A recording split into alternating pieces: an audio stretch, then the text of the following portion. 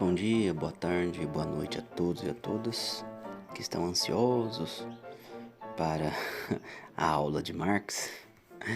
Pois bem, meus caros, então é uma aula para a terceira série, Marx, parte 2, tá bom? Fizemos uma introdução ao Marx na aula passada e hoje nós vamos começar a desenvolver o pensamento de Marx, ou, se preferir, o pensamento marxista.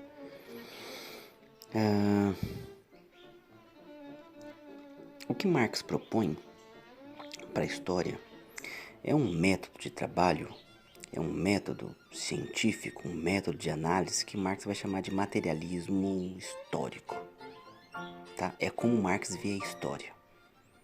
Marx vê a história a partir de uma perspectiva do materialismo histórico. Mas, professor, o que é isso? Veja bem, o Marx ele está convencido de que o que está visível nas manifestações sociais, nas regras, não se explica por si só. Por exemplo, o padre Marcelo Rossi, em relação ao seu sucesso, não é olhando para ele, porque ele é alto, enfim, porque ele canta bem, que você vai entender o sucesso dele. Não é por isso. Ou seja, tudo na sociedade tem uma causa oculta, portanto, aquilo que você não vê. Então é necessário recorrer, né, à infraestrutura e à superestrutura, que é outro conceito de Marx. Infraestrutura e superestrutura. Infraestrutura, em qualquer sociedade, é tudo aquilo que se relaciona com a produção de bens materiais. Tudo aquilo que gera um lucro. Isso é infraestrutura. É a economia, vamos dizer assim. E a superestrutura é o resto em relação à infraestrutura. Por exemplo, imaginemos que eu tenho uma casa no Rio de Janeiro que é usada para as minhas férias. Né? Isso não é infraestrutura. Agora, se eu tenho uma fazenda de grandes plantações, isso sim é infraestrutura. Aí, no caso, política, educação, redes sociais, as mídias, são superestrutura. Então, o que eu quero dizer com isso? Que a economia detém a explicação de tudo. Para Marx, eu só explico por que existe rico e pobre por causa da economia. Para Marx, eu só explico por que cantores fazem sucesso e outros não por causa da economia. Então, para Marx, a economia é a chave da explicação da sociedade dos seres humanos.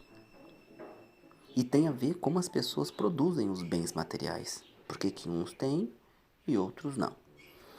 Tá, então nós temos aí a força de trabalho, né, que é a energia do trabalhador. E que é a principal característica do mundo capitalista. Os meios de produção, eles sempre estão na propriedade privada. Ou seja, nós temos dois grupos. Para Marx, existem dois grupos no mundo. O dos proprietários e o dos não proprietários. Ou seja, aqueles que têm e aqueles que não têm. E aí, como que eles se relacionam? Né? Aqueles que têm e aqueles que não têm. Ou seja, o patrão e o empregado, como que eles se relacionam? Eles se relacionam bem? Né? Porque tem panetone no final do ano, tem um almoço com o diretor. Patrão e empregado estão bem? Porque para Marx, não. Essa não é a perspectiva de Marx. Eles não se dão bem. Por quê? Porque o patrão quer lucro. E o operário, o que ele quer? Ele quer aumento de salário. Mas, para ter lucro, é preciso diminuir o salário. Então, para Marx, nós vamos ter duas categorias sociais, né, que é a burguesia e o proletário. O que é a burguesia? É o cara que tem a fábrica, é o cara que tem a terra, é o cara que tem a máquina. E quem que é o proletário? É o trabalhador, aquele que vende a sua força de trabalho. Se você não quiser o trabalho, tudo bem, tem outro que quer. É o burguês. A burguesia é como se fosse o dono da bola. Tá? Imagine um jogo de futebol, uma pelada de futebol, e o burguês é o dono da bola. E aí nós temos a luta de classes, que é o motor da história. É a partir da luta de classe que eu posso explicar como as coisas são. E aí nós temos uma grande questão em Marx, né? Como um maior número aceita uma situação de desconforto e de dominação? Marx vai dizer, não aceita. Um dia a sociedade, o trabalhador, o proletário, um dia eles irão fazer a revolução. Em algum dia a revolução vai acontecer. Essa transformação, essa mudança, essa tomada de poder. Porque qual que era a ideia central de Marx? O que Marx queria? Diminuir essas diferenças entre rico e pobres. Numa sociedade sem classes. Sem rico e sem pobre. Era isso que Marx queria. Bom, que tentaram em alguns lugares, que nós vimos em história. Tentaram na Rússia transformá-la em União Soviética, mas teve algumas dificuldades que nós já tratamos sobre isso. Meus caros, então na próxima aula a gente continua sobre o Marx.